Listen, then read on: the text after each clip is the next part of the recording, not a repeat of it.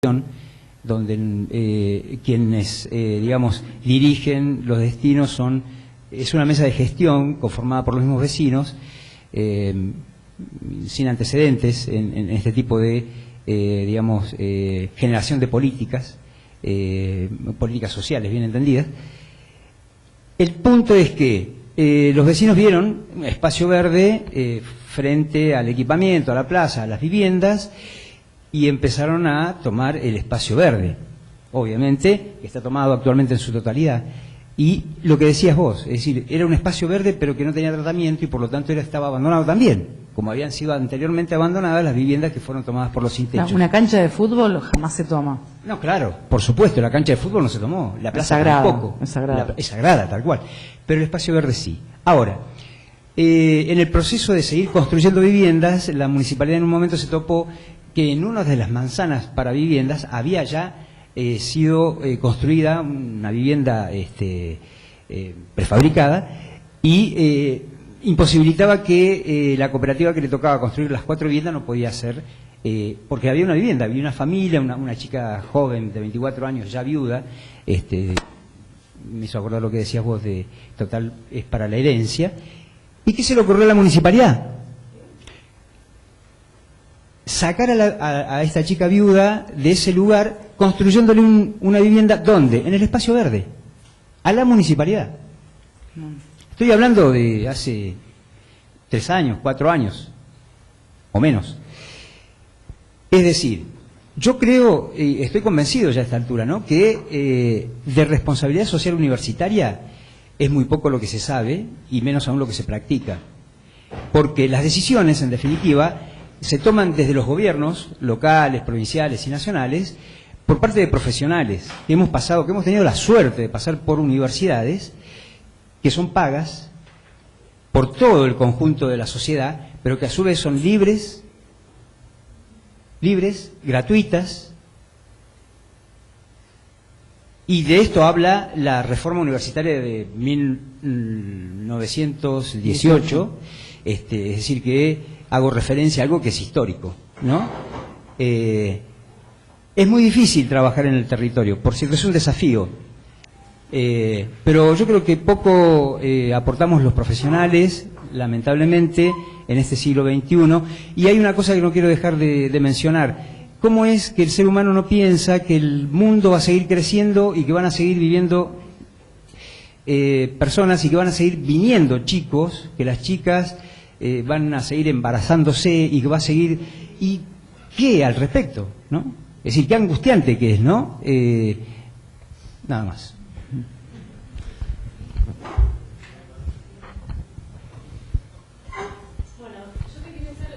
Una pregunta con un dato que dijiste al comienzo de la charla de esta segunda parte, que es que la población de la ciudad de Buenos Aires está estancada desde 1947 en aproximadamente 3 millones de personas, pero los habitantes de los asentamientos o villas está creciendo. ¿Qué proceso está ocurriendo detrás de eso? O sea, ¿se está vaciando la ciudad formal?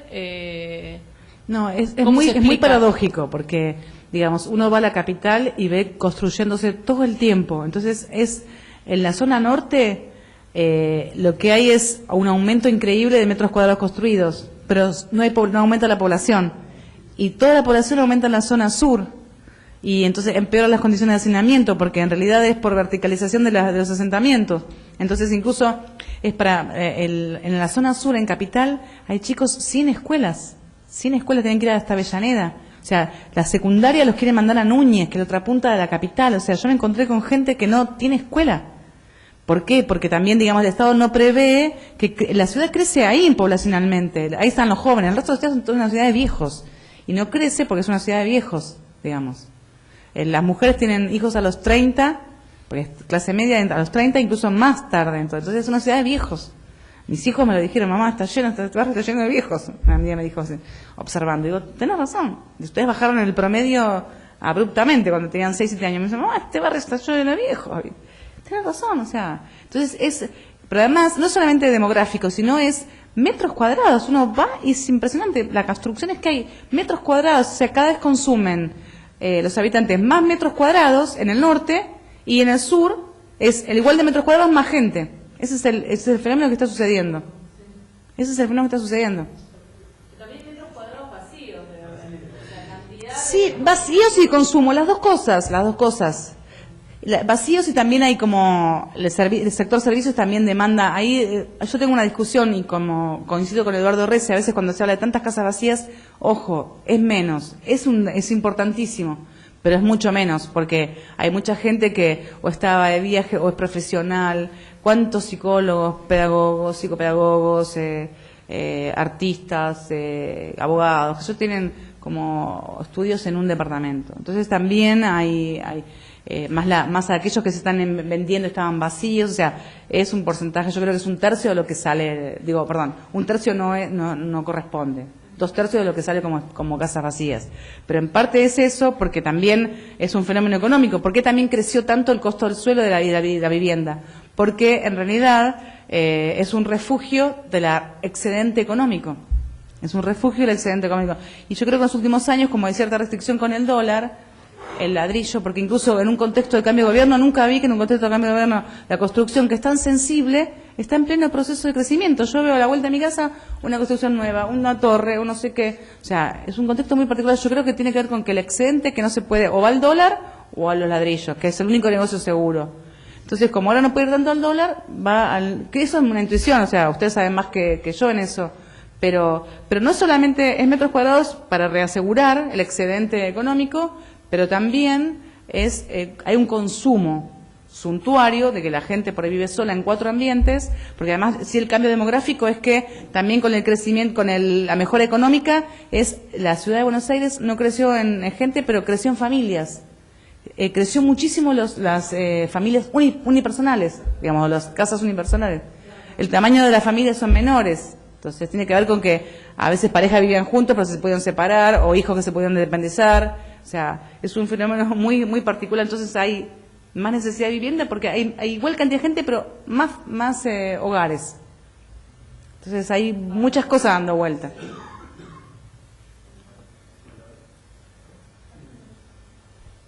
Bien. Quería hacerle 2 consultas. Una respecto a la encuesta que estuvo haciendo usted. Sí. Quería saber, que seguramente tiene el dato, qué porcentaje de la población es argentina y qué porcentaje es extranjera, de la que usted estimó. Y volviendo a la primera parte de los elementos de control que usted mencionaba a la población, el caso de las cámaras, quería saber cómo ve la antropología en la teoría, cómo ve el uso de esos elementos, principalmente la cámara, como elemento de control. Sí, bueno, de lo último te puedo decir una opinión, pero digamos fuera de todo este ámbito. Respecto a lo de la encuesta, bueno, lo de los extranjeros, en realidad mi encuesta no sirve para eso porque es una muestra, y digamos, pero sí hay censos. Sí, el fenómeno de la capital es un porcentaje, más o menos la mitad son extranjeros. En el conurbano no. O sea, eso tiene que ver con las redes de migratorias. Entonces, en el conurbano hay migrantes de países limítrofes, pero sobre todo migración del interior. Aunque ya también disminuye bastante, hay migración intraurbana. Y en capital sí tiene más peso la migración de países limítrofes, porque las redes, o sea, cuando alguien migra, va donde hay su red. Pero es un 50%. Por lo general, cuando uno va a otro país, me pasó que fui a Chile, me preguntaron si tenía trabajo cuando yo quería entrar. En este caso es a la inversa, ¿no? Digo. No, porque ahí también hay muchos mitos. Yo después, si quieren, tengo un power que me tocó hace muchos años trabajar sobre eso, sobre migración informal. En general, acá también hay mucho prejuicio. Si algo les puedo decir, el migrante no está un día sin trabajar, o sea, no puede estar un día sin trabajar porque no tiene dinero. Entonces, incluso hay varias cosas que me encontré como sorpresa cuando hacía este trabajo. Como yo no tenía tanto dinero porque me tenía que pasar la encuesta, había como 2 cosas que con una amiga que me ayudaba a pasar la encuesta hacíamos chistes, porque obviamente es un trabajo espantoso, digamos, estar todo el día pasando encuesta. Era para divertirnos, en realidad. Una era que si era una mujer paraguaya de más de 40, muchas veces tenía, el segunda pareja era menos de 30. O sea, era un fenómeno que encontraba, pero no sé por qué. Entonces, para encontrar, era para despertarnos. Paraguayos más de 40. Entonces, más yo cuando entrevistaba gente, una paraguaya que cuando te casas de nuevo, buscaba una menos de 30, porque si no, no me estás fallando, ¿viste? A veces paraguayo, a veces correntino. Y después una cosa muy dolorosa era que cuando me encontraba que había una familia que no mandaba a los hijos al secundario, eran argentinos. Entonces, hay muchos mitos. O sea, si hay alguien que en este país, un grupo que cree en la educación como el ascenso social, son los migrantes de países limítrofes. No hay ningún grupo social en toda la Argentina, de ningún sector económico que valorice tanto la educación como los migrantes de países limítrofes. Incluso gente que hacía curso de ingreso para Nacional Buenos Aires o el Pellegrini, que son los dos colegios donde va la clase media profesional y mejor evaluados, o sea, está muchísimos, y tenía una amiga que estaba dando clase y me dice, mi mejor alumno es peruano, sabe de historia argentina como ningún argentino. Entonces, el peso, el valor que le dan. Entonces, y yo dije, pero ¿por qué pasa esto? Digamos, acá no tenía un dato tan estadístico porque por ahí lo pasaba, pero no lo procesé tanto. Era porque después, también cuando hacía entrevistas, yo empecé a indagar, porque muchos de los argentinos que estaban ahí eran por el proceso de los 90, eran los de descenso social. Entonces, el argentino que había sido colectivero quedó desempleado, que era gastronómico formal, que tenía un pequeño comercio y que con la crisis, con los 90 se fue. En el 2000 no creía mucho en la educación, porque venía en situación de descenso social. Pero te puedo asegurar que es impresionante la apuesta a la educación de los migrantes. Y, digamos, ¿por qué si vos vas a ver, ustedes trabajan en el mercado de la construcción, no sé si sucede como en Buenos Aires, es migrante paraguayo? En una época era una bolivianización del mercado de la construcción, ahora paraguayos, porque la único de Bolivia no hay migración, al contrario, muchos volvieron porque están muy bien, es el país que más crece en América Latina, Bolivia, están muy bien económicamente. En cambio, Paraguay tiene una economía que digamos, destruye toda la economía campesina. Hay un proceso de sojización que es, para mí, yo siempre digo como que Paraguay es un raro caso de país sin Estado. Me estoy viendo que están grabando, porque no tiene impuestos. Entonces, la soja está arrasando toda la forma de tenencia que también, por ahí no tenían títulos, eran campesinos sin títulos, campesinos parceros, campesinos que trabajaban y le cuidaban el ganado a un señor de una estancia y tenía su casita, cultivaba mandioca, su vaquita. No queda nadie en el campo. Entonces, Paraguay es una situación dramática lo que está pasando. Entonces, migran, entre otros lugares, a la Argentina. Entonces, en el mercado de la construcción están los paraguayos. También tiene que ver con que hay oficios que los argentinos no queremos, no sabemos, no podemos, no sé por qué. Entonces, ¿por qué ocupan los paraguayos el mercado de la construcción?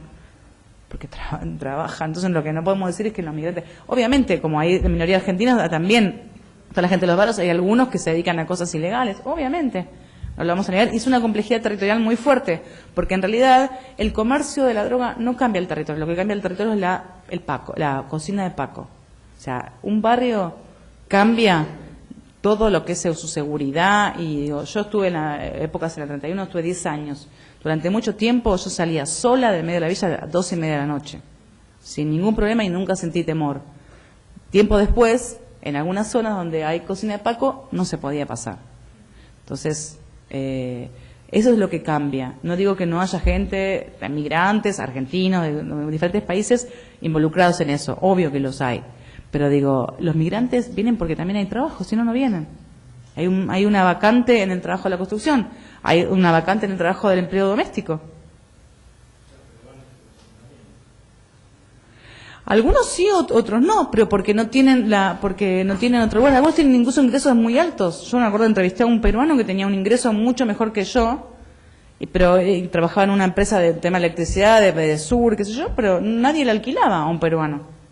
Nadie le alquila a un paraguayo, nadie le alquila a un peruano, a un boliviano. Por ahí por lo que decías hoy vos de las garantías. Por las garantías, porque incluso por una cuestión social. O sea, ¿qué inmobiliaria viene un peruano a la inmobiliaria? Bueno, chau, sí, no tengo nada, chau. O sea, no, entonces hay una cuestión, entonces también y las nuevas generaciones no tienen dónde vivir, o sea, hay un problema de acceso al suelo, a la vivienda.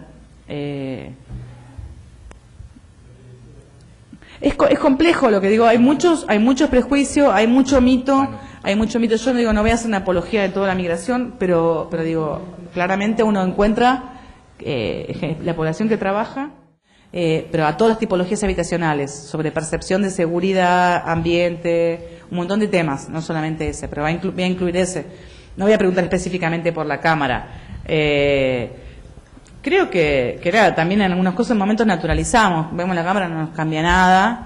Después yo lo que encontré es que siempre que muchas veces que necesitaban, la mitad no anda, digamos, entre ellos la Torre Le Parc y el caso Nisman, que la Torre Le Parc, digamos. Entonces, me parece que digamos, y también acá, ojo, cuando fue lo de Villa Jardín, ¿qué demandaba Villa Jardín, el asentamiento de Villa Jardín? Cámaras en la calle que separaba un municipio del otro. Y ellos presionaban y decían que el municipio tenía las cámaras y no las colocaba. Y ellos querían cámaras de seguridad. Entonces acá todos los sectores sociales reclaman cámaras. Entonces son como dispositivos que aparecen y que se cree que se resuelve algo, pero digo, en la práctica, después cuando se incorporan como parte de la vida cotidiana, como fue alguna vez otros elementos que implican. No tengo igual una opinión.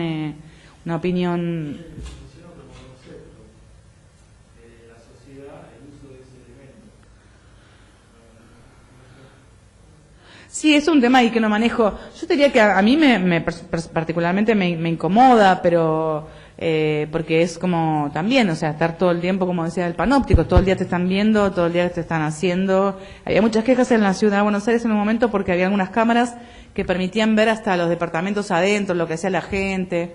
Bueno, y después también aparecen los autos que filman. También hay discusiones sobre alguien que, por ejemplo, vio su casa, puede ser como se llama, por Google Maps, y que podés verlo, y justo vio a su abuelo que acababa de morir hace 3 días, lo vio justo Entonces, bueno, hay un montón de cosas como también todo lo virtual, ¿no? También son muy vulnerables, les puedo decir que son muy vulnerables. O sea, con un programita enseguida podés acceder hasta la cámara del Ministerio de Economía, la bóveda de un banco. Entonces, eso les puedo asegurar.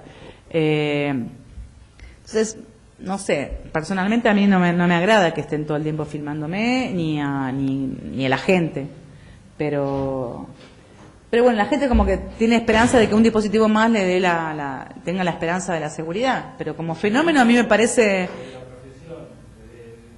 Desde la antropología, ¿no? Desde su visión personal. No, pero ahí tiene que ser alguien que trabaje, digamos, yo no toco todos los temas, o sea, a mí me interesa muy de costadito, pero yo no soy especialista en seguridad.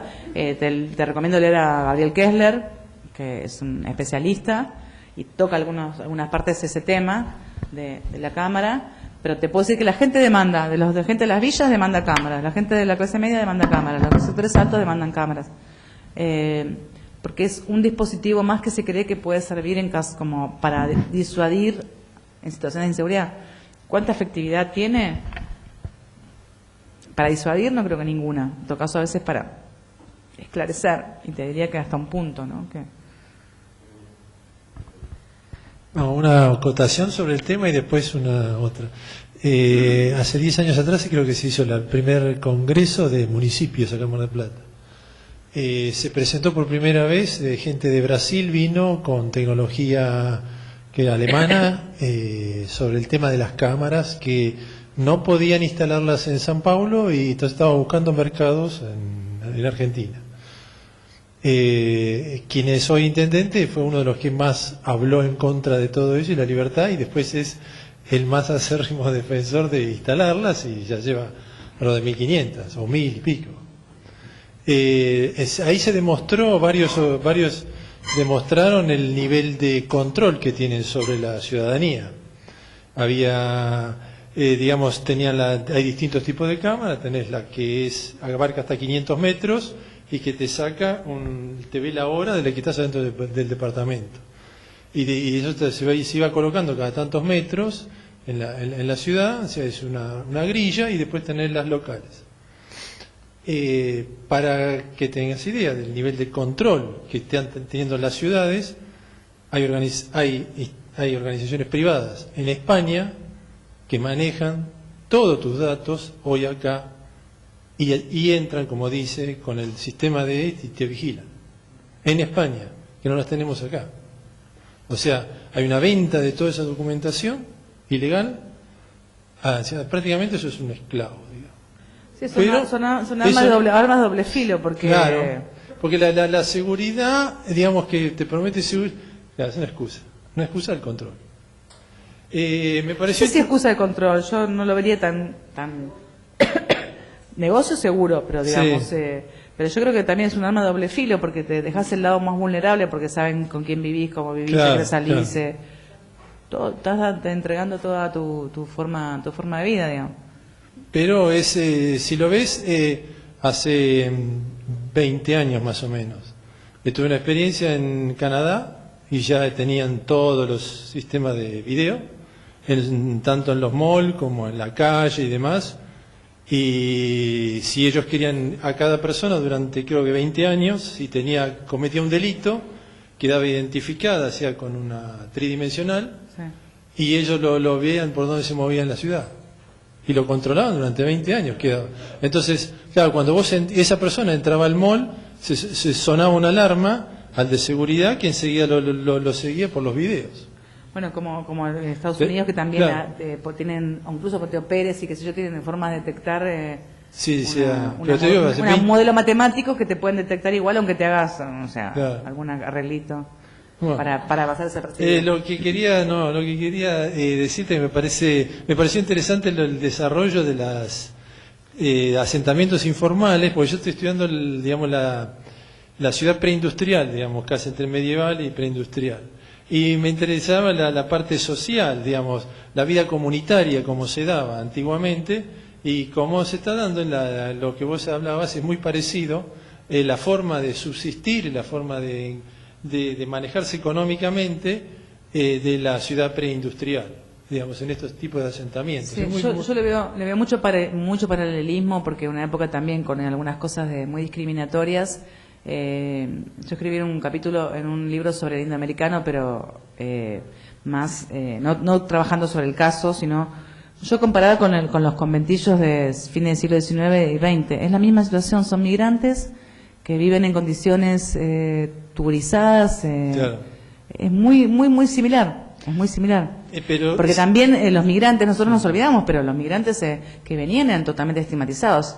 Gallego, tano, rusito, turco, a todos, aunque fueran armenios, eran todos turquitos, rusitos, aunque venían de donde fuera. O sea, había mucha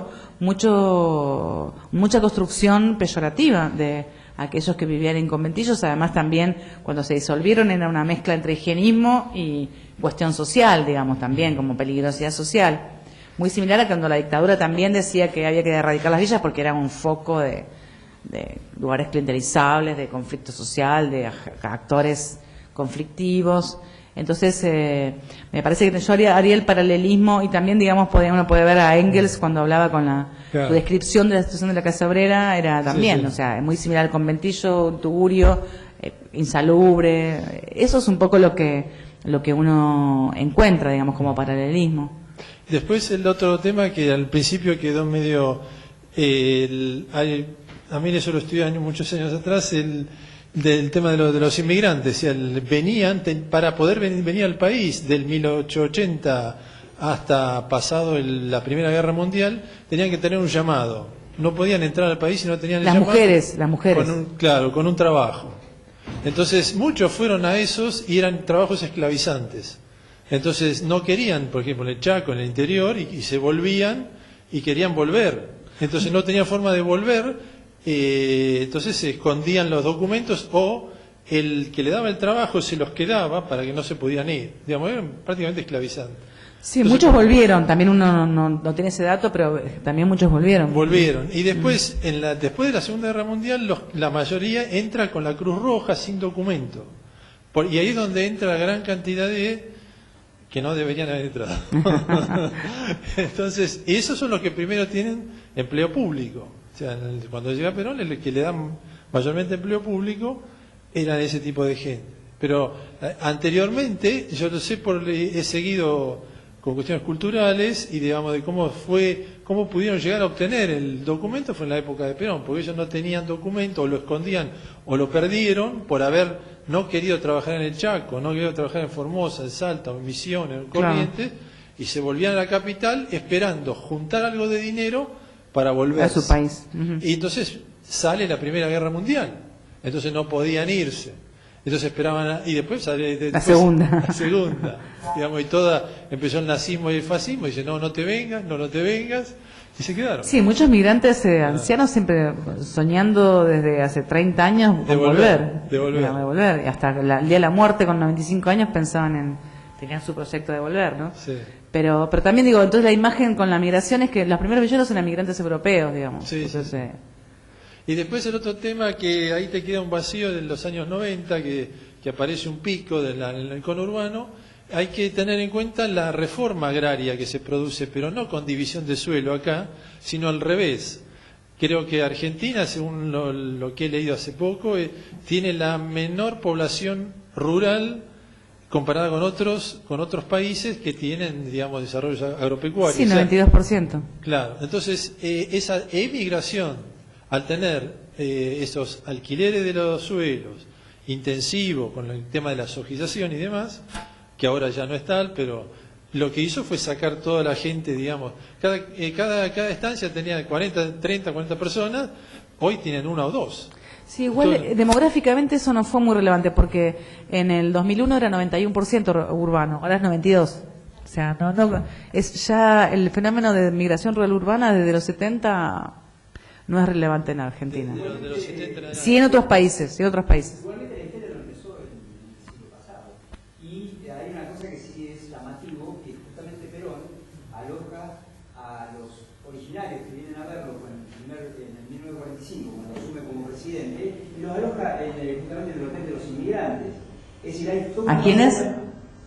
A los originarios que hicieron el primer malón, que vinieron desde Salta, caminando, que tardaron 3 meses, y que recién ahora todo esto se está reivindicando. Porque digo, el país no empezó con las migraciones desde Europa, muy por lo contrario, empezó mucho antes. Y no se tiene registro de cómo se vivía mucho antes de que vinieran los migrantes, hace 500 años, no se tiene registro. Yo lo he estudiado en la Facultad de Córdoba, se hace mucho hincapié en el tema de lo precolombino, lo maya, etcétera, y realmente no se encuentran indicios de que haya habido, por ejemplo, Villa Miseria. Sí, bueno, igual ahí nos estamos yendo. No, por supuesto, pero digo, hay que considerarlo porque tiene sus coletazos hoy por hoy. La campaña del desierto de Roca no fue ningún desierto. Obvio, eso es un eufemismo. Igual también podemos hablar de que en el mundo incaico nadie tenía hambre, digamos, no existía el hambre como idea, porque todo el mundo tenía acceso al suelo y se repartía cada año de acuerdo a las necesidades familiares y con una parte para... Sí, hay algo que nos está faltando. Sí.